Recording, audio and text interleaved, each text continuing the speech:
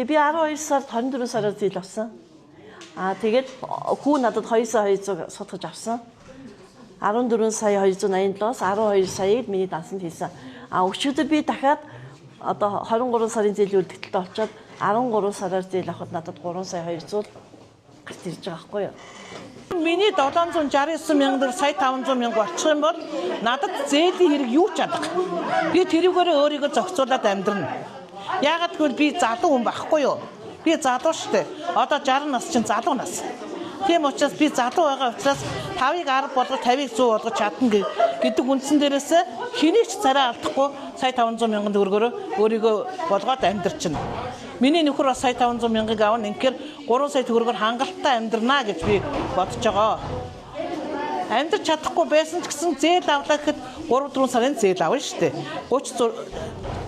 20-30 сарын зээл хизээч хүн авахгүй байхгүй сая 500 мянга болгочих юм бол